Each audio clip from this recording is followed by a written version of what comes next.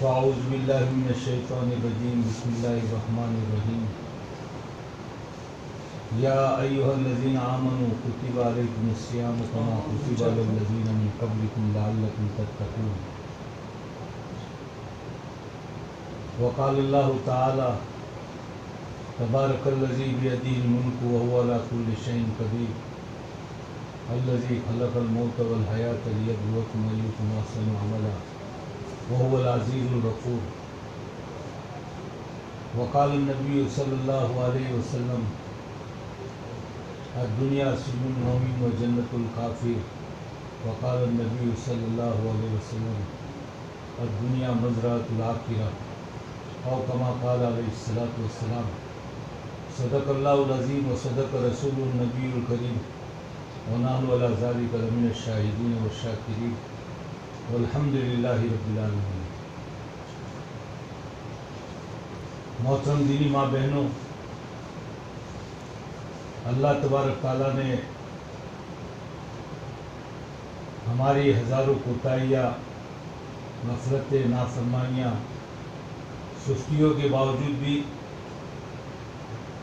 دوبارہ اللہ تبارک تعالیٰ نے ہمیں رمضان کا مبارک مہینے کا موقع عطا فرمایا۔ تعلیم کے حلقوں کے اندر، فضائل اعمال کے اندر، فضائل رمضان کے بارے میں ہم نے بارہا پڑھا اور سنا ہوگا۔ اللہ کے نبی علیہ السلام نے اس مبارک مہینے، اس کے روزوں کے بارے میں، تراویح کے بارے میں کتنے آپ نے بڑے بڑے فضائل بیان کیے ہیں۔ اگر اللہ کے نبی علیہ السلام نے ان فضائل کو بیان نہ کیا ہوتا، رمضان کے تعلق سے اللہ کے نبی علیہ السلام کی جو دو دعائیں ہیں، اگر وہ دو دعائیں ہی امت کے سامنے پیش کی جاتی تو امت کو پتہ چل جاتا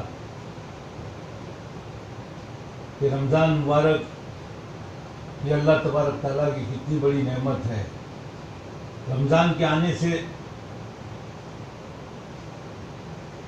2 مہینے باقی ہوتے تھے اور اللہ کے نبی علیہ السلام اللہ تبارک تعالیٰ سے رمضان کے لیے دعائیں کرتے تھے۔ اللہم بارک لنا فی رجب و شعبان و بلغنا رمضان۔ مسلسل آپ رجب اور شعبان میں دعائیں مانگتے رہتے تھے کہ اے اللہ میرے رجب اور شعبان میں برکت عطا فرما اور مجھے رمضان تک پہنچا دے۔ اور پھر اللہ تبارک تعالیٰ آپ کو جب رمضان میسر فرماتے تھے، رمضان تک آپ پہنچ جاتے تھے، تو آپ اللہ تبارک تعالیٰ سے دعا کرتے تھے اللہم سلمنا لرمضان وسلم رمضان لنا وسلم لنا متقبلا، کہ اللہ تو ہمیں رمضان کے لیے سالم رکھ، رمضان کے لیے ہمیں صحیح سلامت رکھ، بیماریوں سے، مشغولیوں سے ہم بالکل فارغ ہو کر تندرستی کی حالت میں بشاشت کے ساتھ تیری عبادت کر سکے۔ وسلمنا رمضان لنا، اور رمضان کو بھی ہمارے لیے صحیح سالم رکھ۔ اور پھر یہی نہیں، رمضان پانے کے بعد اللہ کے نبی علیہ السلام احادیث کے اندر اللہ کے نبی علیہ السلام کی عبادتیں جو ذکر کی گئی ہے، تلاوت جو ذکر کی گئی ہے، آپ کے نوافل جو ذکر کیے گئے ہیں، تو اس کے تعلق سے اللہ کے نبی علیہ السلام اللہ تبارک تعالیٰ سے تیسری دعا مانگتے تھے وَسَلِّمُوا لَنَا مُتَقَبَّلًا، کہ ہم بھی رمضان کے لیے سالم ہو، رمضان ہمارے لیے سالم ہو، اور پھر رمضان کے اندر جو تو نے ہمیں آخرت کے اعتبار سے کمائی کا سیزن بنایا ہے، اے اللہ ہم دن اور رات کے اندر تیری عبادتیں کر کے، نوافل پڑھ کے، قرآن کی تلاوت کر کے، اور خالی یہی نہیں کہ عمل کر لیا،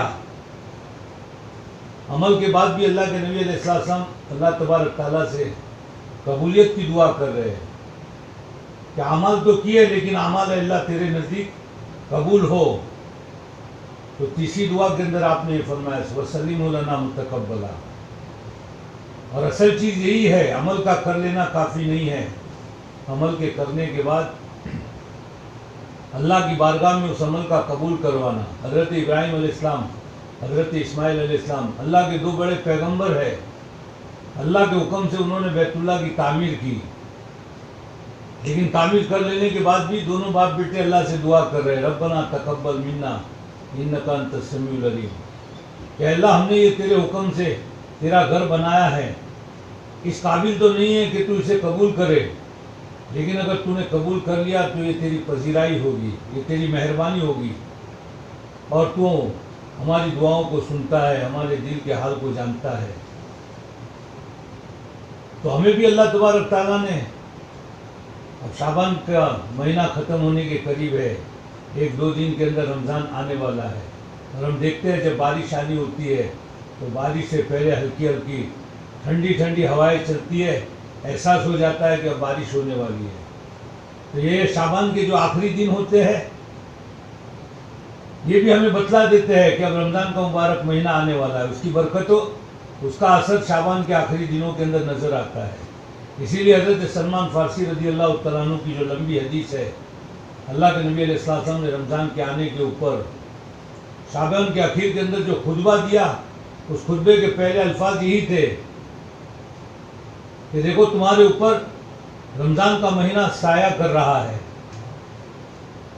معلوم ہوا شعبان کے اخیر کے اندر اس کا اثر، اور ہم بصیرت کی آنکھوں سے دیکھیں اللہ کے جو نیک بندے اور بندیاں ہوتے ہیں، جو گناہوں سے اپنے آپ کو محفوظ رکھتے ہیں، نیکی پر چلنے والے ہوتے ہیں، تقویٰ جن کی زندگیوں میں ہوتا ہے، ان کو احساس ہو جاتا ہے کہ ہاں یہ شعبان کے اندر یہ جو انوار اور برکتیں جو شروع میں ہمیں نظر نہیں آ رہی تھی اور ابھی نظر آ رہی ہے، اور ہمارے دل میں اس کا احساس ہو رہا ہے، یہ ہمیں رمضان کے آنے کی دعوت دے رہے ہیں۔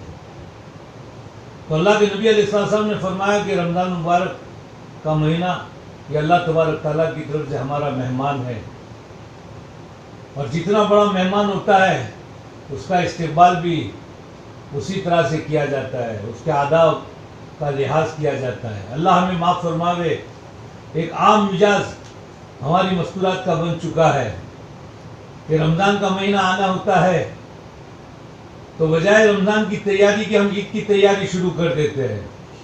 رمضان اللہ تبارک تعالیٰ نے نیکیوں کا سیزن دیا تھا۔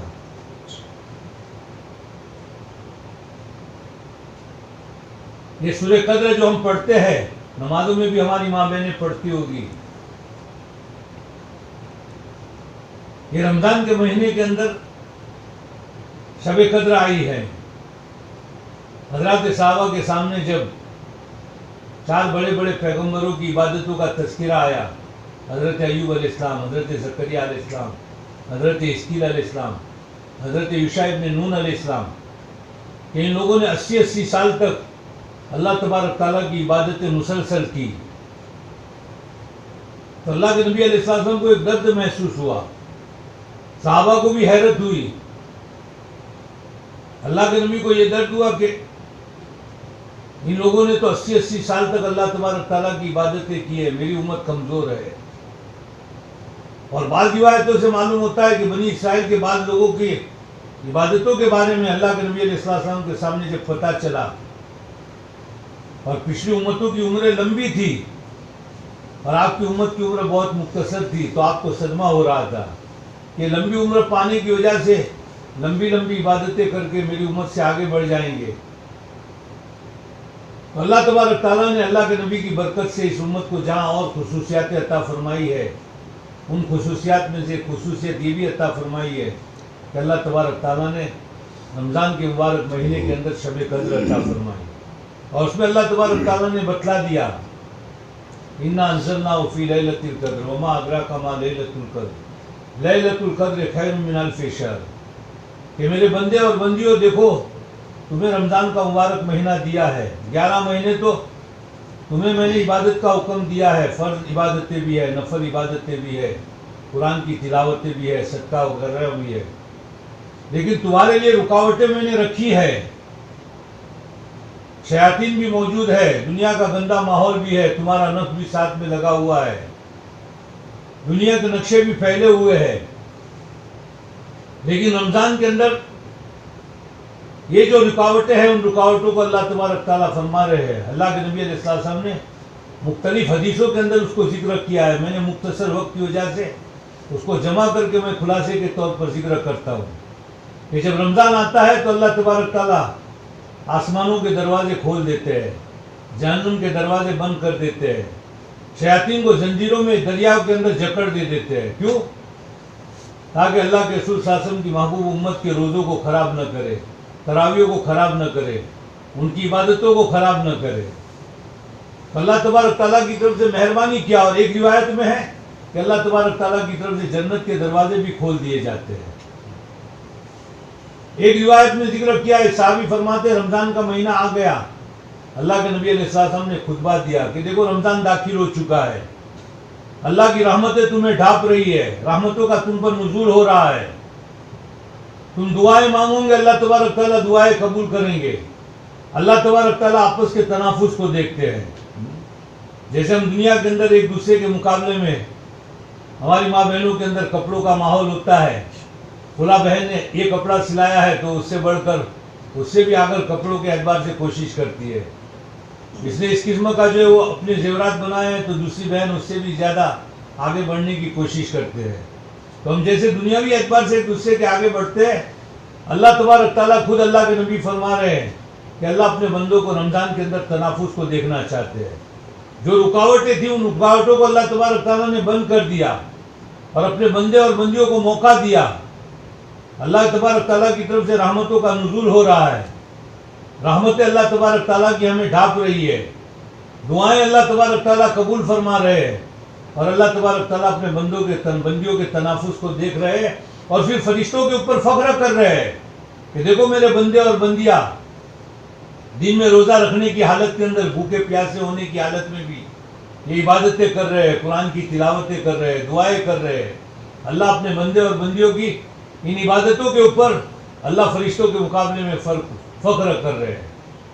اور پھر اللہ کے نبی نے فرمایا کہ ایسا مبارک مہینہ پاوے کوئی، اور پھر بھی جو وہ ایسے مبارک مہینے کی عبادتوں سے محروم رہے، اس سے بڑھ کر کوئی محروم نہیں ہے۔ تو مجھے یہ عرض کرنا تھا، رمضان اللہ تبارک تعالیٰ نے ہمیں عید منانے کی تیاری کے لیے نہیں دیا ہے۔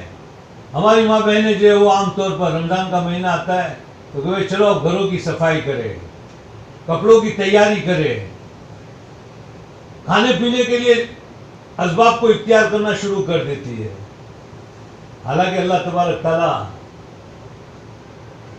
اس نے جو ہمارے اوپر روزوں کو فرض کیا ہے، ہماری اپنی زندگی کا جو اہم مقصد ہے، اللہ تبارک تعالیٰ نے اس کو بتلایا۔ اور پھر اللہ تبارک تعالیٰ مہربان بھی کتنے ہیں، محبت کے الفاظ میں اللہ کہہ رہے یا ایھا الذین آمنو، اے ایمان والے بندے اور بندیوں۔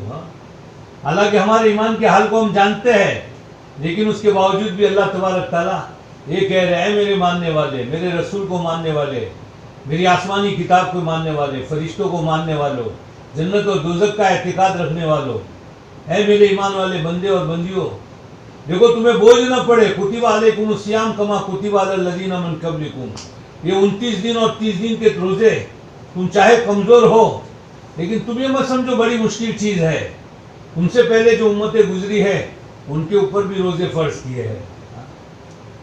اب ہے مشکل 29 دن 30 دن، لیکن اللہ تبارک تعالیٰ ہمارے ذہنوں کے اندر آسانی پیدا کرنے کے لیے کیا کہہ رہے ہیں، ایام معدودات، کہ دیکھو گنتی کے چند دن ہیں۔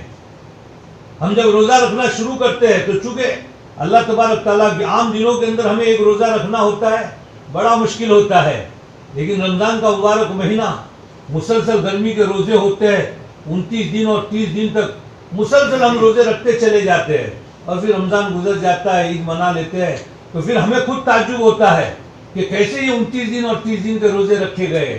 تو اصل میں اللہ تبارک تعالیٰ کی ہمارے اوپر مہربانی تھی۔ وہ جو رمضان کے دین کے انوار اور برکتیں ہیں، اللہ تبارک تعالیٰ کی طرف سے خاص نور کا نزول ہوتا ہے، رات کی برکتیں، رات کے انوارات، رات کا جو نور کا نزول ہوتا ہے، یہ اس کی برکتیں ہوتی ہے، اللہ تبارک تعالیٰ کی مہربانی ہماری طرف متوجہ ہوتی ہے۔ اسی لیے ایک حدیث میں اللہ تبارک تعالیٰ نے فرمایا، حدیث قدسی ہے، کہ مومن بندہ اور مومن بندیاں ان کے اپنے جو بھی نیک اعمال کرتے ہیں، اللہ تبارک تعالیٰ فرماتے ہیں میں فرشتوں کے ذریعے سے ان کو بدلہ دیتا ہوں۔ نماز پڑھی ہے، فرشتوں کے ذریعے سے بدلہ، حج کیا، فرشتوں کے ذریعے بدلہ، زکوٰۃ ادا کی، فرشتوں کے ذریعے سے بدلہ۔ لیکن اللہ تبارک تعالیٰ فرماتے ہیں کہ روزہ میرے لیے ہے، روایت کے دو الفاظ ہیں، انا اجزی بہ، اللہ تعالیٰ فرماتے روزے کا بدلہ میں فرشتوں کے ذریعے نہیں دوں گا، روزے کا بدلہ میں خود دوں گا. اور بعض روایتوں میں انا اجزا بہ، اللہ تبارک تعالیٰ خود بدلہ بن جاتے ہیں. یہ دوسرے الفاظ اگر ہم لے لیں تو اللہ تعالیٰ کا ہمارے اوپر کتنی بڑی مہربانی ہے ہاں کہ اللہ خود ہمارا بدل بن جاتے ہیں. اور ابھی جو ہمارے حالات چل رہے ہیں ہاں، ان حالات کے اندر جو ہماری بدعمالیوں کی بنیاد پر اللہ تبارک تعالیٰ کی طرف سے جو فیصلے ہیں، یہ فیصلے اللہ تبارک تعالیٰ امت کے اعمال جیسے آسمانوں پر جاتے ہیں، اللہ کی طرف سے فیصلے ہو رہے ہیں. مسلمانوں پر کیا مظالم ڈھائے جا رہے ہیں، اسلام کے اوپر کیا حملے ہو رہے ہیں، ہمارے حجاب اور پردے کے اوپر حکومت کیا قانون لا رہی ہے. اللہ کی زمین ہے، اللہ کے مخلوق ہے، یہ اللہ نے ان کو اپنی نعمتیں عطا کی ہے، لیکن اللہ تبارک تعالیٰ نے آزمائش کے طور پر ان کو ہمارے مقابلے میں کھڑا کر دیا ہے کہ خدا کا کھا کر وہ خدا کے باغی بن کر خدا کے قوانین کے اوپر، مسلم پرسنل کے اوپر وہ ہاتھ ڈال رہے ہیں اور مسلمانوں کو پریشان کر رہے ہیں اور اسلام کو مٹانے کے در پہ ہے. تو چاہے وہ جو بھی کر رہے ہو، لیکن اللہ تبارک تعالیٰ نے ان کو اختیار دیا ہے، اور اللہ نے یہ اختیار دیا ہے ہماری بدعمالیوں کی بنیاد کے اوپر. اعمالکم اموالکم، حدیث میں آتا ہے کہ تمہارے اعمال تمہارے حکیم ہیں. اسی لیے اللہ تعالیٰ فرماتے ہیں حکیموں کو برا مت کہو، تم اپنے عمل سے ہی کر لو.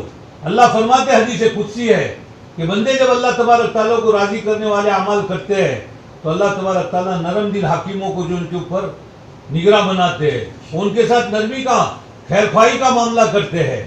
اور اگر بندے اللہ کی نافرمانیاں کرتے ہیں تو پھر اللہ تبارک تعالیٰ سخت مزاج حکیموں کو مسلط کرتے ہیں، وہ ان پر ظلم کرتے ہیں، زمین کو ان کے اوپر تنگ کر دیتے ہیں. معلوم ہماری اعمال کی بنیاد پر ہے. اور 2 سال تک ہم نے دیکھا چاہے وہ وائرس ایک بہانہ تھا، لیکن حقیقت کے اندر تو یہ وہ ہمارے اعمال اللہ تبارک تعالیٰ کی بارگاہ میں کتنے اللہ کو ناراض کرنے والے پہنچے. ہم ذرا تصور کریں، قرآن کا مطالعہ کریں. قرآن کے اندر اللہ تبارک تعالیٰ نے فرمایا وَيَعْفُو عَنْ كَثِيرٍ کہ میرے بندے اور بندیوں، تمہارے بہت سارے گناہوں کو تو میں ایسے ہی معاف کر دیتا ہوں. نہ تم نے توبہ کی ہے، توبہ کے لیے ہاتھ اٹھائے ہیں، نہ تمہاری زبان سے استغفار کے کلمات نکلے ہیں، نہ کبھی تمہیں دل میں شرمندگی ہوئی ہے، نہ کبھی تمہاری آنکھوں سے آنسو بہے ہیں. ایسے ہی بہت سارے گناہوں کو تو میں معاف کر دیتا ہوں.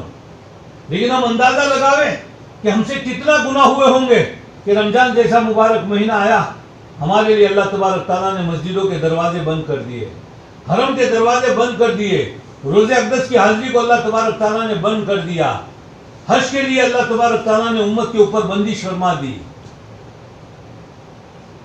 لیکن اس کے باوجود بھی امت سنبھلنے کے لیے تیار نہیں ہے. لیکن پھر بھی اللہ تبارک تعالیٰ کے بندوں کے اندر، بندیوں میں بہت سے بعض اللہ کے بندے رونے دھونے والے ہوتے ہیں، اللہ کو منوانے والے ہوتے ہیں، جن کی آنسوؤں کی اللہ تبارک تعالیٰ لاج رکھ لیتے ہیں. اور یہ 2 سال کے بعد تیسرا سال آیا، اللہ تبارک تعالیٰ نے ہمیں یہ مبارک مہینہ جو بالکل قریب ہے عطا فرمایا.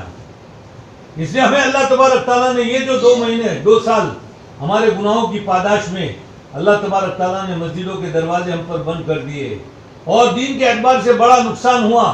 ہمیں اللہ نے موقع دیا ہے، اللہ کی اس نعمت کا ہم شکر ادا کریں. جتنا شکر ادا کریں گے نعمتوں میں زیادتی ہوگی. وَإِسْتَأْذَنَ رَبُّكُمْ لَئِن شَكَرْتُمْ لَأَزِيدَنَّكُمْ وَلَئِن كَفَرْتُمْ إِنَّ عَذَابِي لَشَدِيدٌ کہ یاد کرو تمہارے رب نے تمہارے لیے اعلان کر دیا ہے میرے بندے اور بندیوں، اگر تم میری نعمتوں کا شکر ادا کرو گے میں نعمتوں میں زیادتی کروں گا، اور نعمتوں کی اگر ناشکری کی تو میری پکڑ بڑی سخت ہے. تو اتنی بڑی نعمت اللہ ہمیں دے رہے ہیں. اللہ کے نبی کی سیرت اٹھا کر دیکھے. عائشہ رضی اللہ تعالیٰ عنہ فرماتی ہے اذا دخل رمضان، جب رمضان داخل ہو جاتا تھا، شد میزرہ، اللہ کے نبی علیہ السلام اپنے شلوار کو ایک دم مضبوط باندھ لیتے تھے، اور اللہ کے نبی علیہ السلام لم یاتی فراشہ، اپنے بستر کی طرف نہیں لوٹتے تھے حتیٰ ینسلی کا، یہاں تک کہ رمضان ختم ہو جاتا تھا. علماء نے اس حدیث کی تشریح کی ہے، یعنی مطلب اللہ کے نبی علیہ السلام پورے رمضان کے اندر اللہ تبارک مجاہدہ کرتے تھے. عائشہ فرماتی ہے جب رمضان آتا تھا تو اللہ کے نبی علیہ السلام کی نفلوں کی کثرت ہو جاتی تھی، دعاؤں میں آپ کی عاجزی جو بڑھ جاتی تھی، اور آپ نیکیوں کے حریص جو بن جاتے تھے، اور آپ اللہ تبارک تعالیٰ کے سامنے خوب روتے دھوتے تھے. اور آخری جب عشرہ آتا تھا، یوں پورے سال کبھی آپ نے ازواج مطہرات کو تہجد کی نماز کے لیے اٹھایا نہیں ہے، چاہے امت کی مائیں خود سے اٹھ جاتی تھی، لیکن رمضان کے آخری عشرے کے اندر اللہ کے نبی علیہ السلام امت کی ماؤں کو جو عبادت کے لیے تہجد کے لیے اٹھا دیتے تھے۔ اس سے ہمیں معلوم ہوتا ہے کہ اللہ تبارک تعالیٰ نے کتنی بڑی نعمت ہمیں عطا فرمائی ہے۔ روزہ 3 قسم کا ہوتا ہے۔ ایک روزہ عام لوگوں کا روزہ ہوتا ہے جو کھانے پینے سے اپنے آپ کو جو روکے رکھتے ہیں لیکن اس کے علاوہ بھی گناہ کرتے ہیں۔ یہ ایک عام روزہ ہے، اس سے روزے کی فرضیت ادا ہوتی ہے لیکن انسان کی زندگیوں کے اندر تبدیلی نہیں آتی ہے۔ اللہ تبارک تعالیٰ جو چاہتے ہیں، روزے کی جو حکمت ہے، لعلکم تتقون، تاکہ تم اللہ کے متقی اور پرہیزگار بندے اور بندیاں بن جاؤ۔ اور تقویٰ کہتے ہیں اللہ نے جن چیزوں کے کرنے کا حکم دیا اس کو کرنے والے بن جاوے، جن چیزوں سے اللہ تبارک تعالیٰ نے منع کیا ہے اس سے ہم رکنے والے بن جاوے۔ ہم دیکھتے ہیں ہمارا رمضان پورا گزر جاتا ہے لیکن ہماری زندگیوں میں دل کی جو کیفیت ہونی چاہیے وہ نہیں بدلتی ہے، اعمال میں جو کیفیت ہونی چاہیے وہ نہیں بدلتی ہے۔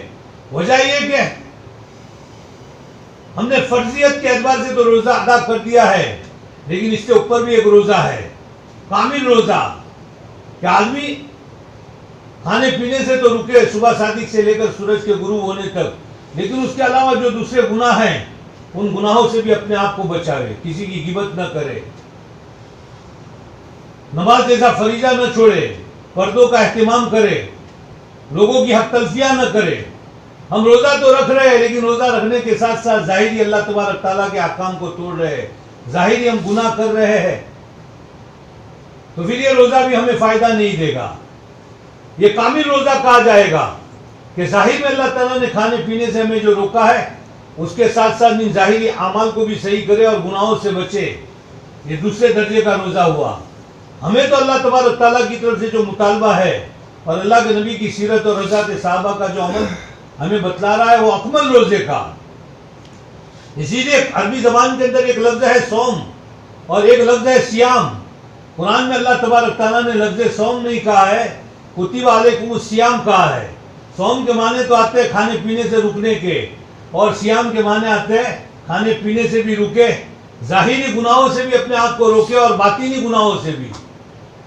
ہم نے کھانے پینے سے اپنے آپ کو روکا، ظاہری گناہ سے بھی ہم رکے ہیں، 5 وقت کی نماز ادا کر رہے ہیں، پردے کا اہتمام کر رہے ہیں، قرآن کی تلاوت کر رہے ہیں، کسی کو ہم تکلیف نہیں پہنچا رہے، ظاہری اعمال، لیکن باطن کے اندر ہمارے دل میں کسی بہن کے بارے میں حسد ہے، کسی کے بارے میں کینہ ہے، ہم دلوں کے اندر عداوتیں رکھ رہے ہیں، نفرتیں رکھ رہے ہیں، ایک دوسرے سے جل رہے ہیں،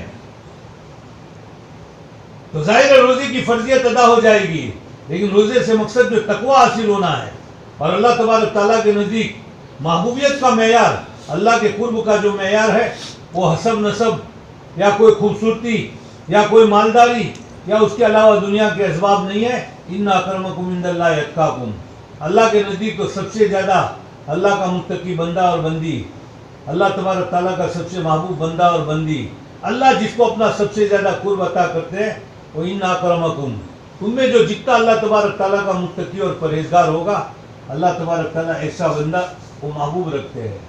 تو یہ روزے کے ذریعے سے اصل میں ہمیں اللہ تبارک تعالیٰ یہ تقویٰ دینا چاہتے ہیں۔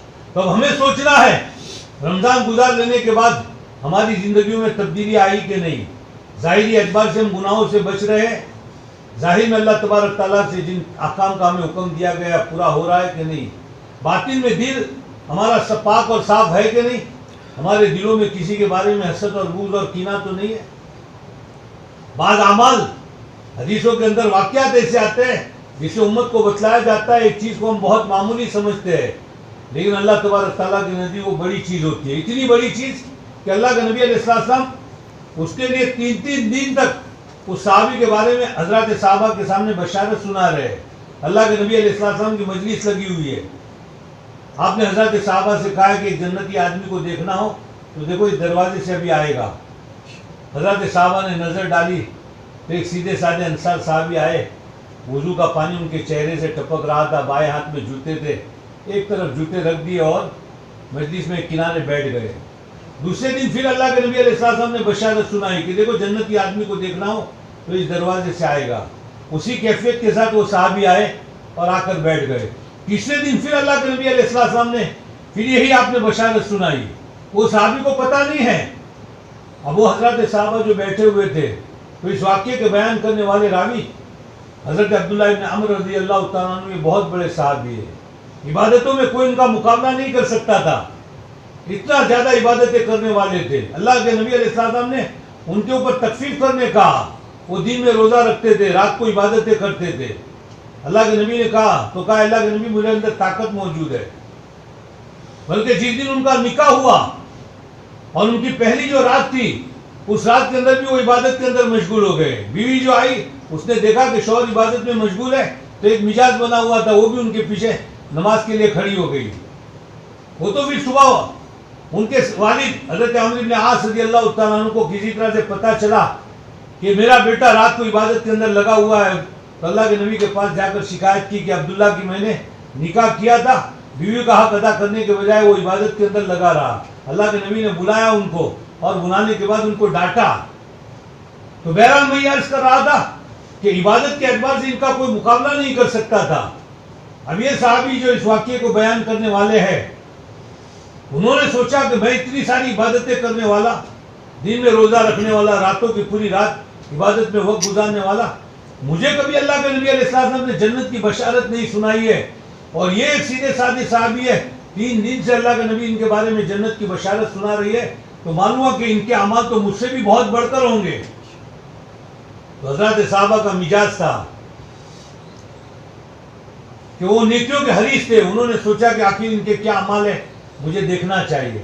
تو ایک بہانہ بنایا, یہ صحابی کے گھر پر پہنچے اور کہا کہ دیکھو میرے والد سے ذرا میرا ان بنا ہوا ہے, میں آپ کے گھر پر ٹھہرنا چاہتا ہوں. کہا کوئی حرج نہیں ہے. تو 3 دن وہ وہاں رہے. رات کو اپنے بستر پر سوئے, لیکن چادر کا کونا ایک طرف کر کے دیکھنا چاہ رہے تھے کہ رات کی ان کی عبادتیں کیا ہے. لیکن وہ صحابی تو آئے, انصار صحابی, وضو کر کے سنت کے مطابق آ کر بستر پر سو گئے, اور صبح فجر کی اذان ہوئی تو اٹھے. اب دن میں بھی کوئی حضرت عبداللہ ابن عمر کو کوئی عمل نظر نہیں آ رہا ہے. رات کو بھی دیکھا تو تہجد بھی نہیں پڑھ رہے. ان کو تعجب ہو رہا ہے کہ ان کی زندگی دیکھو تو کوئی ایسا عمل نہیں, اور اللہ کے نبی علیہ السلام شادی کے مصدوق ہے, آپ اتنی بڑی بشارت سنا رہے تو آپ کی بشارت میں بھی کوئی شک نہیں, تو آخر کیا عمل. دوسرے دن دیکھا تو دوسرے دن بھی وہی کیفیت, تیسرے دن دیکھا تیسرے دن بھی وہی, تو ظاہر میں کوئی عمل نظر نہیں آ رہا تھا. بہرحال انہوں نے اللہ کے حوالے چھوڑ دیا کہ اللہ کے نبی علیہ السلام کے سامنے یہ صحابی کی کوئی خصوصیت ہوگی جس کی وجہ سے آپ نے 3 دن سے مسلسل بشارت سنائی ہے. تو پھر حقیقت کھولی کہ دیکھو میرے والد سے کوئی جھگڑا بگڑا نہیں تھا. اصل میں تمہارے مجلس میں آنے سے پہلے 3 دن مسلسل اللہ کے نبی نے تمہارے بارے میں بشارت سنائی کہ دیکھو جنتی آدمی کو دیکھنا ہو تو ابھی اس دروازے سے داخل ہوگا. تو میں دیکھنا چاہ رہا تھا تمہارا وہ کون سا عمل ہے. تو حضرات صحابہ بھی بالکل ان کی زندگیاں سادی تھی, تکلف سے خالی تھی, بناوٹ نہیں تھی. زندگیوں میں جو حقیقت ہوتی تھی وہ پیش کر دیتے تھے. وہ کہتے تھے کہ تم نے جو دیکھا وہی میری زندگی ہے, اس کے علاوہ کچھ نہیں ہے. بہرحال حضرت عبداللہ ابن عمر رضی اللہ تعالیٰ عنہ جب چلنے لگے تو وہ صحابی نے بلایا کہ دیکھو ایک بات ہے, میں جب رات کو بستر کے اوپر سونے جاتا ہوں تو اس وقت اللہ تعالیٰ سے دعا کرتا ہوں, اللہ سے کہتا ہوں کہ اللہ میں ایسی حالت میں سوتا ہوں کہ میرے دل میں کسی مسلمان کے بارے میں کوئی کینہ, کوئی عداوت, کوئی بغض نہیں رکھ رہا ہوں. میں اپنے دل کو بالکل پاک اور صاف رکھ کر سو رہا ہوں. تو اس پر حضرت عبداللہ ابن عمر رضی اللہ تعالیٰ عنہ نے فرمایا کہ تمہاری یہی جو خوبی ہے اس کے اوپر اللہ کے نبی علیہ السلام نے یہ بشارت سنائی. تو ایک تو ہمارا فرضیت والا روزہ, ایک کامل روزہ, ہمیں روزہ جو رکھنا ہے اکمل روزہ جس پر لعلکم تتقون, یہ جو ہمیں فائدہ پہنچے کہ ظاہر کے اندر ایک فریضے کو ادا کر رہے ہو روزے کے, ظاہری گناہوں سے بھی بچ رہے ہو, اور دل کے اندر بھی ہمارے دلوں میں کسی قسم کا حسد, بغض, کینہ جو ہے وہ نہ ہو, ہماری زبانوں سے کسی کے بارے میں غیبت نہ ہو.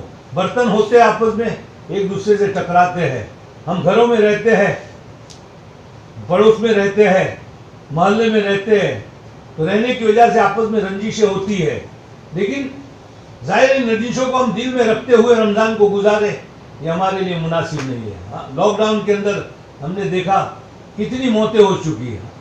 پچھلے رمضانوں کے اندر ہماری کتنی ماں بہنیں ہمارے ساتھ دنیا میں رہ رہی تھی، بازاروں میں بھی جاتی تھی، مجلسوں میں بھی بیٹھتی تھی، تعلیم کے حلقوں میں بھی آتی تھی، ہماری مجلسوں کے اندر خوشی غمی کے اندر شریک ہوتی تھی۔ اللہ تبارک تعالیٰ نے ان کی قسمت میں یہ رمضان کا مبارک مہینہ نہیں رکھا تھا، وہ ہزاروں من مٹی کے نیچے چلی گئی۔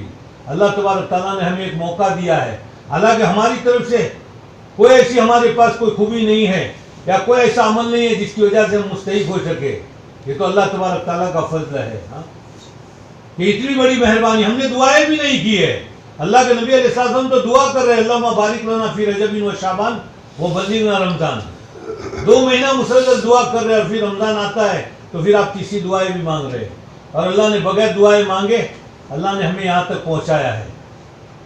تو میں یہ عرض کر رہا تھا، اتنا بڑا مہمان اللہ تبارک تعالیٰ نے دیا ہے، اس مہمان کی عظمت کیا ہے؟ ہمیں اللہ کے نبی کی سیرت کو اٹھا کر دیکھیں۔ حضرات صحابہ ان کی مستورات، وہ خود تو روزہ رکھتے تھے، اپنے بچوں کو بھی روزہ رکھواتے تھے، اور چھوٹے چھوٹے معصوم بچے ہوتے تھے، ظاہر ہے ان کو بھوک لگے گی، پیاس لگے گی، تو بھوک اور پیاس سے اگر وہ رونے لگتے تھے تو روئی کے وہ کھلونے بناتے تھے، اور ان بچوں کو جب تک کہ غروب آفتاب نہ ہو، روزہ کھولنے کا وقت نہ ہوئے، وہاں درمیان میں جب بھی ان کا رونا ظاہر ہوتا تھا بھوک اور پیاس کی وجہ سے، تو وہ روئی کے جو کھلونے ہوتے تھے وہ ان کے سامنے رکھتے تھے، اور ان کو جو اس سے کھلاتے تھے اور دل بہلاتے تھے، اور اس طرح سے ان کی توجہ بھوک اور پیاس سے ہٹاتے تھے۔ اس سے معلوم ہوتا ہے کہ روزے کی اہمیت ان لوگوں کے نزدیک کتنی تھی کہ خود تو محروم نہیں ہوتے تھے، اپنے بچوں کو بھی جو محروم نہیں کرتے تھے۔ اور پھر ظاہر ہے جب بچپن کے اندر یہ بچوں کا مزاج بن جائے گا تو پھر بڑے ہوں گے تو روزہ رکھنا ان کے لیے کوئی مشکل نہیں ہوگا۔ تو بہرحال اللہ تبارک تعالیٰ نے ہمیں یہ نعمت عطا فرمائی ہے، ہمیں دین کے روزے رکھنے ہیں۔ اللہ تبارک تعالیٰ فرماتے ہیں میں خود بدلہ ہو جاؤں گا۔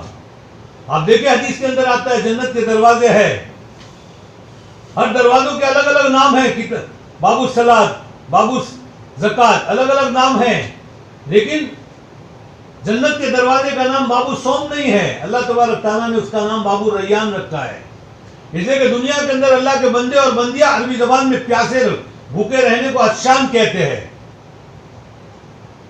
ہم صبح صادق سے لے کر غروب آفتاب تک پیاسے رہے، اب اللہ فرما رہے میں بدلہ دوں گا، تو بدلہ دینے کے لیے اللہ تبارک تعالیٰ جو جنت عطا کرنے والے اس جنت کے دروازے کا نام ہی رکھ دیا ہے۔ نماز پڑھنے والوں کے لیے وہ اسی سے نام رکھا، لیکن ان کے لیے تو نام اللہ تبارک تعالیٰ نے باب الریان رکھا، اور ریان کے معنی آتے سیراب کرنے والے کے۔ اللہ بتلانا چاہ رہے ہیں میرے بندے اور بندیوں، ان دنیا کے اندر بھوکے اور پیاسے رہ کر تم نے میرے اخلاق اپنائے تھے۔ اللہ کے نبی نے بھی فرمایا تخلقوا باخلاق اللہ، اللہ تبارک تعالیٰ کے اخلاق کو برتو۔ اللہ تبارک تعالیٰ کھانے پینے سے پاک ہے، بیوی کے رکھنے سے پاک ہے، روزے کی حالت میں آدمی یہ تینوں چیزیں کرتا ہے، تو اللہ تبارک تعالیٰ فرماتے ہیں میرے بندوں اور بندیوں میرے لیے تم پیاسے رہے ہو، لو میں تمہیں جس دروازے سے داخل کروں گا اس دروازے کا نام یہ ریان، سیراب کرنے والے۔ اب وہ اللہ تعالیٰ اس جنت کے اندر اس میں کیا دیں گے؟ روایتوں میں آتا ہے کہ وہ جو دروازہ ہے اس دروازوں سے خالی صائم روزے دار بندے اور بندیاں ہی داخل ہوں گے۔ اللہ تبارک تعالیٰ کی طرف سے حکم ہوگا کہاں ہے میرے وہ روزے دار بندے اور بندیاں، ان کے لیے دروازہ کھولا جائے گا، اور پھر جب وہ اس کے اندر داخل ہوں گے ان کے علاوہ کوئی دوسرا داخل نہیں ہوگا، اور پھر ہمیشہ کے لیے وہ دروازہ بند کر دیا جائے گا، پھر وہ دوبارہ دروازہ نہیں کھولا جائے گا۔ اللہ فرمانے میں خود بدلہ دیتا ہوں، یا میں خود اس کا بدلہ ہوں۔ تو کتنی بڑی نعمت اللہ تبارک تعالیٰ نے دی ہے، اس لیے اس کا ہم روزے کے اندر ہماری نیتوں کا بھی استحضار ہو، نیتوں کا بڑا اثر ہوتا ہے۔ ہم روزہ تو رکھ لیتے ہیں، لیکن وہ اللہ کے نبی علیہ السلام نے اس کے اوپر جو فضائل ذکر کیے ہیں ان فضائل کا استحضار ہوگا، روزہ رکھنا آسان ہوتا ہے۔ دنیا میں ایک تاجر ہوتا ہے، تجارت کرتا ہے، اور خصوصاً جب سیزن آتا ہے تو اس کے سامنے نفع ہوتا ہے، نفع ہونے کی بنیاد کے اوپر اس کو ساری مشقتیں برداشت کرنا آسان ہوتا ہے، دوپہر کی گرمی برداشت کرنا آسان، بھوک کا برداشت کرنا آسان، نیند کی کمی کا برداشت کرنا آسان، دھوپ میں کھڑا رہنا آسان، ساری چیزیں۔ کیوں؟ وہ دیکھ رہا ہے کہ مجھے اس تجارت کے اندر ایک تھوڑے سے وقت کے اندر بہت بڑا نفع ملنے والا ہے۔ اللہ کے نبی علیہ السلام نے بھی ہمیں ان روزوں کا بھاؤ اور یہ رمضان میں جو اعمال کرتے اس کا بھاؤ بتلا دیا ہے۔ روزے کا بھاؤ ہمیں کیا بتلایا اللہ تبارک تعالیٰ نے؟ ایک تو اللہ تعالیٰ نے یہی بتلا دیا کہ میں ہی اس کا بدلہ ہوں، یا میں اس کا بدلہ دوں گا، فرشتوں کے ذریعے سے بدلہ نہیں دوں گا۔ اور ایک روایت میں ذکر کیا گیا ہے کہ صحیح معنی کے اندر ہم نے روزہ رکھا. اللہ کے نبی فرماتے ہیں کہ روزہ رکھا اور اس کے حدود کو جانا کہ بھئی روزے کو کیا چیزیں کامل کرنے والی ہے اور کیا چیزیں روزے کو بگاڑنے والی ہے، ان حدود کو جانا. اور پھر اللہ کے بندے اور بندیوں نے ان حدود کی، روزے کی اس کے اعتبار سے جو حفاظت کی، کسی کی غیبت نہیں کی، روزے کو خراب کرنے والی چیز پیش نہیں آئی. تو اللہ تبارک تعالیٰ فرماتے ہیں، اللہ کے نبی نے اس کا نفع بتلایا کہ اللہ ثواب کیسا عطا کریں گے. گویا کہ آج ہی ماں کے پیٹ سے ہم پیدا ہوئے ہیں. جیسے آدمی حج میں جاتا ہے اور حج سے واپس لوٹتا ہے تو اللہ کے نبی نے اس کی فضیلت کیا ذکر کی ہے حج مبرور کی، کہ گویا آج ہی نئے ماں کے پیٹ سے پیدا ہوئے. یعنی اب اللہ تعالیٰ نئی زندگی دے رہے ہیں، نئے سرے سے اعمال شروع کرے، پچھلے تو سارے گناہ معاف ہو گئے. اللہ روزے کی یہ نفل ایک تو خود بدلا اللہ، اور پھر اللہ تبارک تعالیٰ یہاں ہمارے ان سارے گناہوں کو معاف کر دیتے ہیں.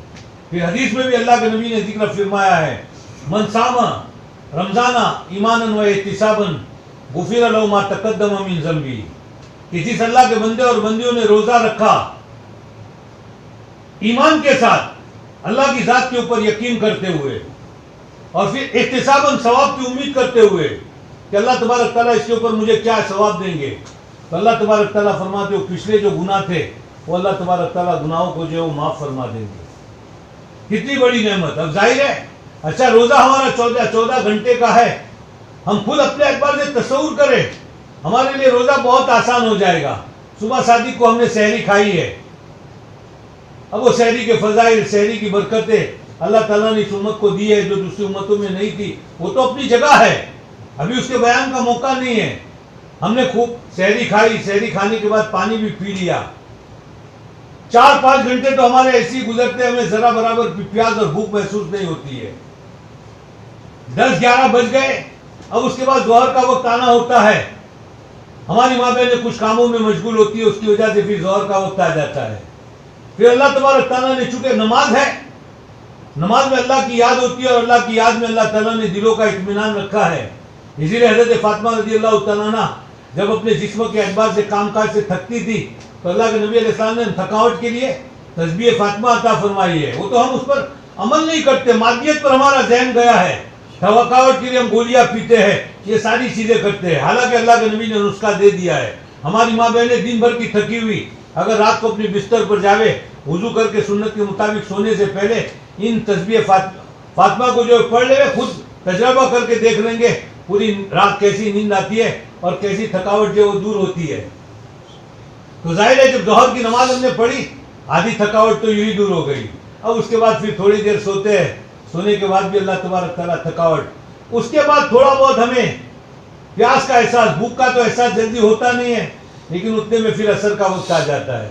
اب عصر کے وقت کے اندر بھی ہم کچھ افطاری کے انتظام کے اندر، کچھ دعاؤں کے اندر لگتے ہیں، وقت ہمارا جو گزر جاتا ہے.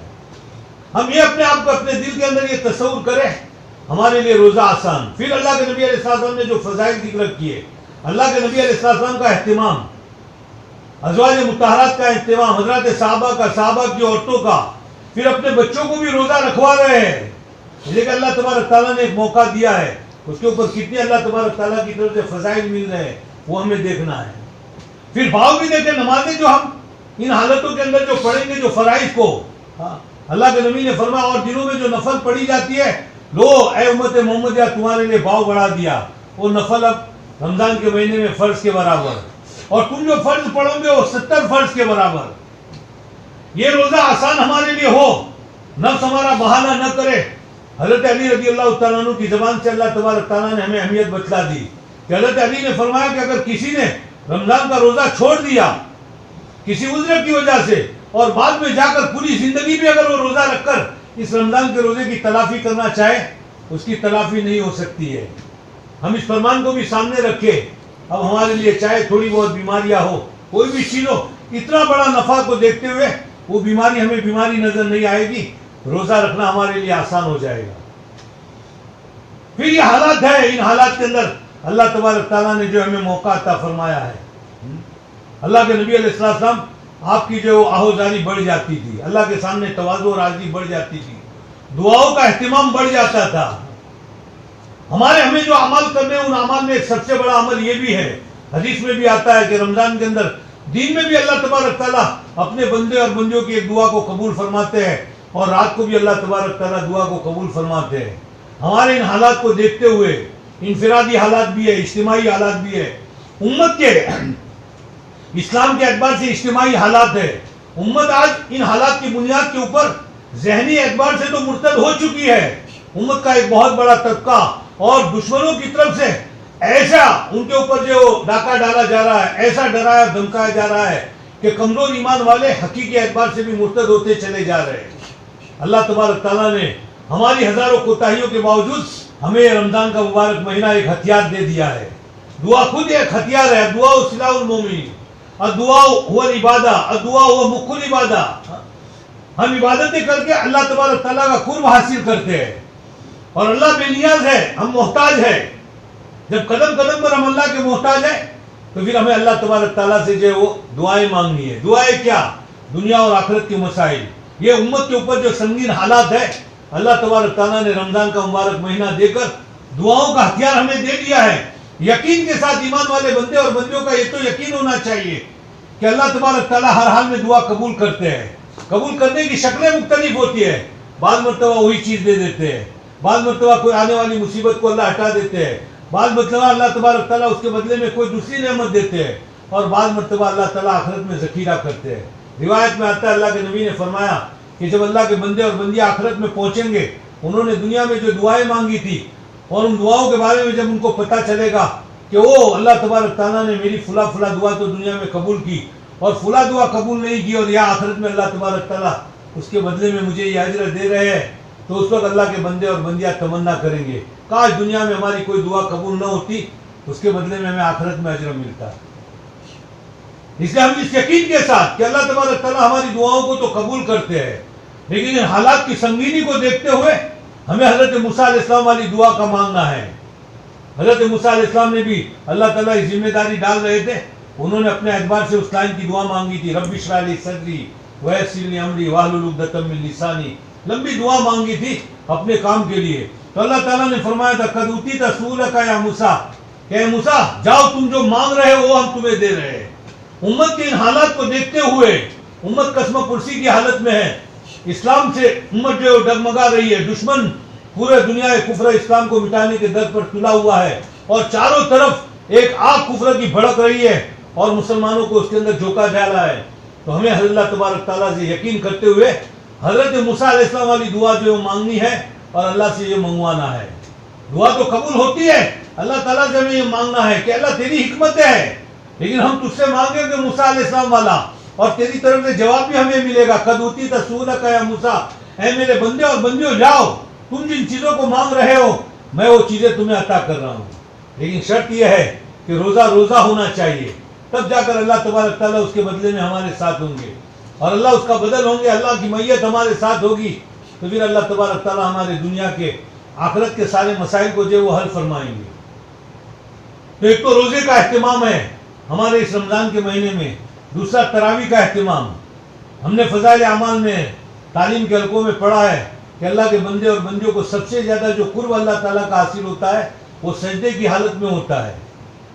یہ تراویح اللہ تبارک تعالیٰ نے اللہ کے نبی کے ذریعے ہمارے لیے سنت قرار دی ہے، اس لیے حدیث میں آتا ہے کہ اللہ کے نبی نے فرمایا کہ اللہ تبارک تعالیٰ نے رمضان کے روزے فرض کیے، اس کی تراویح کو جو سنت قرار دیا ہے، اور اس کی ایک رات ہے اللہ تبارک تعالیٰ نے 1000 راتوں سے بہتر بنائی ہے۔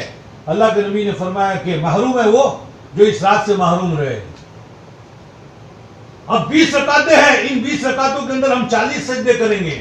ہم جب سب سجدہ کر رہے ہو تو تصور ہو یا ہمیں ہو کہ اللہ کے اس کی شان کے اعتبار سے اللہ کے جو قدم ہیں، ہم نہیں جانتے اللہ کے قدم کیسے ہے، اللہ جسموں سے پاک ہے، تو ہماری اپنی قیمتی پیشانی کو ہم نے اللہ تبارک تعالیٰ کے قدموں کے اندر جھکا دیا ہے، اور جھکا کر ہم اللہ تبارک تعالیٰ کے سامنے آوازاری کر کے اللہ سے اپنے دنیا آخرت کے مسائل کو مانگیں گے۔ جب 40 سجدوں کے ذریعے اللہ کا قرب ہمیں حاصل ہوگا، اور جب قرب حاصل ہوگا تو اللہ تبارک تعالیٰ سے ہم مانگیں گے۔ حدیث میں آتا ہے اللہ تبارک تعالیٰ فرماتے ہیں میرے بندے اور بندیوں تم سب کے سب گمراہ ہو، میں نے تمہیں ہدایت دی ہے، میں جس کو چاہتا ہوں ہدایت دیتا ہوں، لہذا تم مجھ سے ہدایت مانگو۔ تم سب کے سب بھوکے ہو، میں جس کو چاہتا ہوں کھلاتا ہوں، لہذا تم نے بھوک اگر لگی ہو تو مجھ سے مانگو۔ تم سب کے سب ننگے ہو، میں جس کو چاہتا ہوں پہناتا ہوں، لہذا تمہیں جب کپڑوں کی ضرورت ہو تو تم مجھ سے مانگو.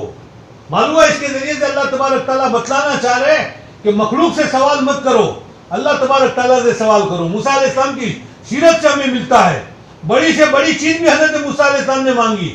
جنت کے اندر ہمارے لیے سب سے بڑی نعمت کیا ہوگی؟ جنت کی نعمتیں تو ہوگی, لیکن سب سے بڑی نعمت اللہ کا دیدار ہوگا. اسی لیے جس وقت جنتی مردوں اور عورتوں کو جب اللہ کا دیدار کروایا جائے گا تو پہلی مرتبہ میں جب نظر پڑے گی تو مسلسل 8 لاکھ سال تک اللہ کے بندے اور بندیاں اللہ تعالیٰ کی طرف دیکھتے رہیں گے, اور اللہ کی دیدار کی نعمت کے سامنے ساری جنتی کی نعمتیں ان کو ہیچ معلوم ہوگی. تو اللہ کے موسیٰ علیہ السلام نے اللہ تعالیٰ سے دنیا کے اندر ایک سب سے بڑی دعا مانگی کہ اللہ تو مجھے اپنے دکھا دے. قرآن پاک کی آیت ہے, واقعہ طویل ہے. اللہ تعالیٰ نے فرمایا موسیٰ تم مجھے نہیں دیکھ سکتے ہو, لیکن اگر تم مصر ہو کہ نہیں میرا دیدار کرنا ہے تو دیکھو یہ پہاڑ کا ایک ٹکڑا ہے, میں اس پر اپنی تجلی ڈالتا ہوں. اگر یہ میری تجلی کو برداشت کر سکتا ہے تو تم بھی دیدار کر سکتے ہو, اور اگر یہ تجلی کو برداشت نہیں کر سکتا ہے تو اللہ نے اپنی تجلی ڈالی تو پہاڑ کا وہ ٹکڑا ریزہ ریزہ ہو گیا. حضرت موسیٰ علیہ السلام بھی بے ہوش ہو گئے. بہرحال مجھے عرض کرنا ہے موسیٰ علیہ السلام نے ایک تو اتنی بڑی دعا مانگی, اور دوسرا جسے وہ قبطی کا قتل ہوا حضرت موسیٰ علیہ السلام کے ہاتھ سے, اور فرعون نے آپ کو پکڑنا چاہا, آپ وہاں سے نکلے ہیں تو اللہ پر بھروسہ کرتے ہوئے آپ نکلے تو مدین کی طرف چلے, بھوکے پیاسے راستوں میں پتے کھاتے ہوئے لمبا سفر کر کے 8 دن کا سفر کر کے مدین پہنچے ہیں.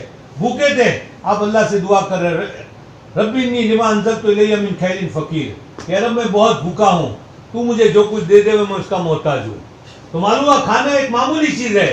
حضرت موسیٰ علیہ السلام اس کی بھی دعا اللہ تبارک تعالیٰ سے کر رہے ہیں. ہمیں موسیٰ علیہ السلام کی سیرت سے سبق مل رہا ہے کہ بڑی سے بڑی چیز ہو اس کو بھی ہم اللہ سے مانگے, چھوٹی سے چھوٹی چیز ہو اس کو بھی اللہ سے مانگے. اللہ کے نبی نے تو حضرت صحابہ سے فرمایا تھا اگر تمہارے جوتوں کے تسمے بھی ٹوٹ جاوے تم اللہ تبارک تعالیٰ سے مانگو. اللہ نے ہزاروں کوتاہیوں کے باوجود یہ رمضان کا مبارک مہینہ دیا. ہم روزہ رکھیں گے, اللہ کی معیت ہمارے ساتھ ہوگی. تراویح پڑھیں گے, تراویح میں 40 سجدے کریں گے 20 رکعتوں کے اندر, اللہ کا قرب حاصل ہوگا. اور پھر ہم اس کی دعائیں اللہ سے مانگیں گے. دن میں بھی روزہ رکھ کر دعا قبول ہو رہی ہے, رات کو بھی تراویح پڑھ کر دعا قبول کر رہے ہیں اللہ تعالیٰ. اور تراویح کے بارے میں بھی اور پھر لیلۃ القدر کی عبادت کے بارے میں بھی مستقل روایت ہے, من قام ایمانا و احتسابا غفر له ما تقدم من ذنبه, کہ تراویح اگر ہم نے ایمان کے ساتھ یقین کرتے ہوئے ثواب کی امید کے اوپر رکھا تو اللہ تعالیٰ گناہوں کو معاف کر دیں گے. لیلۃ القدر کو ہم نے تلاش کیا اور اس کے اندر ہم عبادت کرتے رہے اس امید کے اوپر, ہو سکتا ہے یہ لیلۃ القدر ہو سکتا ہے یہ لیلۃ القدر ہو, اور ہمارے لیے چاہے ایک رات لیلۃ القدر ہے, لیکن اللہ تعالیٰ نے اللہ کے نبی کی امت کو جہاں ہزاروں چیزوں سے نوازا ہے, خصوصیت عطا فرمائی ہے, چاہے ہم اپنے اعتبار سے ایک لیلۃ القدر سمجھے, لیکن اللہ تبارک تعالیٰ تو بہانہ نہیں بے بہانہ بھی عطا فرماتے ہیں. اللہ تعالیٰ ساری راتوں کو ہمارے لیے شب قدر بنا دے. ہمارے تنافس کو دیکھے کہ دیکھو یہ اللہ کی بندیاں دن بھر کی روزے کی تھکی ہوئی, کام کاج کی تھکی ہوئی, یہ لیلۃ القدر کے تلاش کے اندر جو راتوں کو عبادت کر رہی ہے. ہم تو ایک لیلۃ القدر سمجھ رہے ہیں, ہم جتنی راتیں عبادت کیے ہوئے ہیں, جتنے حصوں میں عبادت کی ہے, اللہ تبارک تعالیٰ ہمارے خزانوں کے اندر وہ ساری لیلۃ القدر بنا دے. اللہ تعالیٰ کو کوئی پوچھنے والا نہیں ہے, وہ فعال لما یرید ہے, وہ سب سے پوچھ سکتا ہے, اسے کوئی پوچھنے والا نہیں ہے. تو اللہ کا قرب حاصل ہوگا. ہم یہ دنیا کے حالات بھی, قبر کے حالات بھی, آخرت کے حالات بھی اللہ تبارک تعالیٰ کے سامنے دعا کر کے منوا سکتے ہیں. ہمارے اپنے بچوں کی تربیت کے تعلق سے اسباب کے درجے میں تربیت کراوے, اب ان کی حالتوں کو بدلنا, نیکی کے اوپر ان کو لانا, یہ اللہ تبارک تعالیٰ کے اختیار میں. اللہ نے سیزن دیا ہے ہمیں, ہم راتوں کو اٹھ کر اللہ تبارک تعالیٰ سے مانگیں. عید کی تیاریوں میں نہ لگے, رمضان آ کر گھروں کی صفائی میں نہ لگے, لباسوں کی تیاریوں میں نہ لگے. 11 مہینے تک ہم نے یہ ساری چیزیں کی ہے. ہمارے لیے رمضان کا مہینہ تو اللہ تعالیٰ نے جو سیزن دیا ہے وہ سیزن آخرت کی تیاری کے لیے دیا ہے.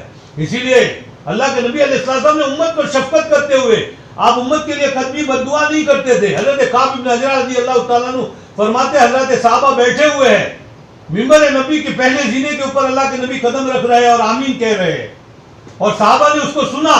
دوسرے پر قدم رکھا اور آپ نے آمین کہا, تیسرے پر قدم رکھا اور آپ نے آمین کہا. حضرت صحابہ نے بعد میں اللہ کے نبی سے پوچھا, اللہ کے نبی خلاف معمول آج آپ کو ممبر پر چڑھتے ہوئے ہم نے آپ کو 3 مرتبہ آمین کہتے ہوئے سنا, ماجرا کیا ہے, بات کیا ہے؟ تو کہا پہلے زینے کے اوپر جب میں چڑھا تو جبریل نبی میرے پاس آئے تھے اور آنے کے بعد انہوں نے جو یہ دعا کی کہ کوئی رمضان کا مبارک مہینہ پاوے اور اپنی بخشش نہ کرواوے.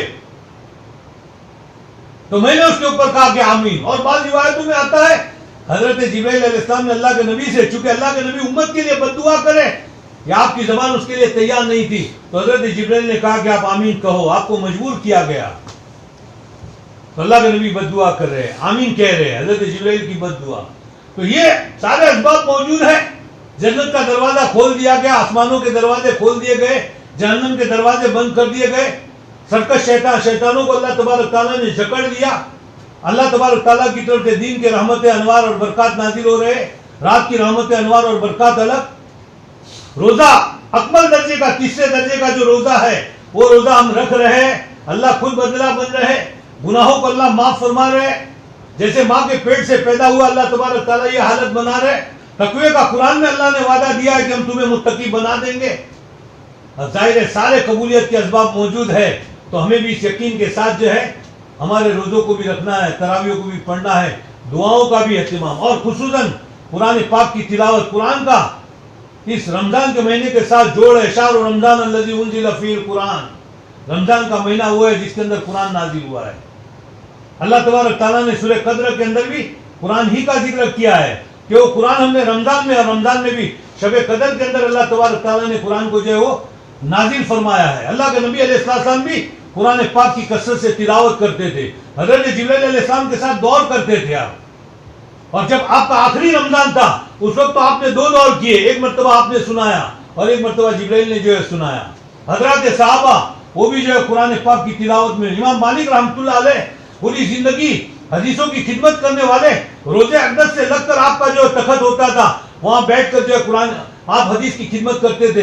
لیکن رمضان کا مہینہ آتا تھا تو کہتے تھے 11 مہینہ ہم حدیث کی خدمت کرتے تھے, اب رمضان کے مہینے میں حدیث کی خدمت بند رہے گی. رمضان کا تو قرآن کے ساتھ تعلق ہے, قرآن کی تلاوت کرتے رہیں گے.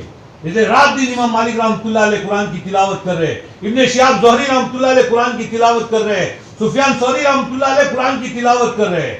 ہم جس امام کے مقتدی ہے امام ابو حنیفہ رحمۃ اللہ علیہ, امام اعظم رحمۃ اللہ علیہ, وہ 61 قرآن پڑھتے تھے. ایک دن کا قرآن ختم کرتے تھے, ایک رات کا قرآن ختم کرتے تھے, اور ایک تراویح کے اندر قرآن کو ختم کرتے تھے. اگر ہماری ماں بہنیں پڑھی ہوئی ہے, اردو ترجمہ جانتی ہے, وہ بچیاں جو مکتب کے اندر پڑھی ہوئی ہے, بیشتی زیور پڑھی ہوئی ہے, تو وہ قرآن پاک کے الفاظ کے ساتھ اب تو ترجمے آسان انداز سے بہت سارے نکلے ہوئے, اس کے مفہوم کو بھی ادا کریں. یہ ہمارے لیے بڑے حسرت اور افسوس کی چیز ہے.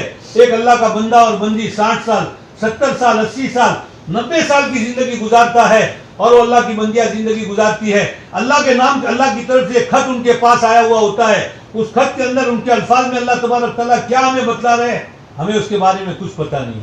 ہماری کسی سہیلی کا خط آ جاتا ہے, سخت بھوک لگی ہوتی ہے, نیند کا غلبہ بھی ہوتا ہے, لیکن جب تک کہ وہ خط نہیں پڑھ لیتے ہمیں چین نہیں ملتا ہے. اگر کسی اور زبان میں ہوتا ہے تو زبان کا جاننے والا جب اس کے پاس جا کر ہم سن نہیں لیتے ہمیں چین نہیں ملتا ہے. لیکن 60 سال 70 سال 80 سال کی زندگی گزر جاتی ہے, ہم سورہ فاتحہ بھی پڑھ رہے ہیں, آخر تیسرے پارے کی صورتیں بھی نماز میں پڑھ رہے ہیں. رمضان کے موقع پر عام دنوں کے اندر ہمارے پارے پڑھنے کا جو ترتیب ہوتی ہے پڑھتے جا رہے ہیں. کہاں اللہ کے وعدے کی باتیں ہیں, کہاں وعید کی باتیں ہیں, کہاں اللہ تبارک تعالیٰ اپنے بندوں کے ساتھ محبت کے انداز سے کیا چیز ذکر کر رہے ہیں, ہمیں کچھ پتہ نہیں چل رہا ہے. اور اس کے اوپر سخت وعید ہے. قرآن کے اندر اللہ تبارک تعالیٰ نے ذکر کیا من اعرض عن ذکری فإن له معیشۃ ضنکا, کہ جس نے ہمارے ذکر سے اعراض کیا, اور ذکر سے مراد قرآن ہے, تو اس کے اعراض کے مختلف درجے ہیں. ایک تو آدمی اس پر ایمان ہی نہ لاوے, جیسے کافر, ان کے لیے بھی سزا ہے.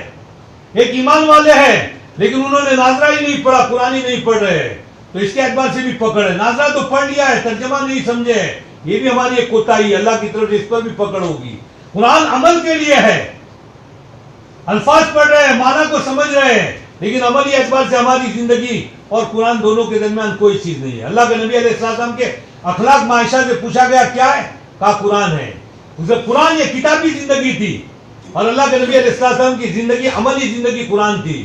قرآن وہ ہے جو اللہ کے نبی کے عمل میں ہے, اللہ کے نبی کا عمل وہ ہے جو قرآن کے اندر ہے. ہم اللہ کے نبی کے اخلاق کو, آپ کی زندگی کے عمل کو ہم اگر اپنی زندگیوں میں لانا چاہتے ہیں, قرآن کو سمجھ کر پڑھیں, اس کے مطابق ہم اپنی زندگی کو بناتے جائیں. حضرت ذوالفقار صاحب دامت برکاتہم نے اپنے خطبے کے اندر ایک آیت پڑھی, وَلَقَدْ أَنزَلْنَا إِلَيْكُمْ كِتَابًا فِيهِ ذِكْرُكُمْ أَفَلَا تَعْقِلُونَ.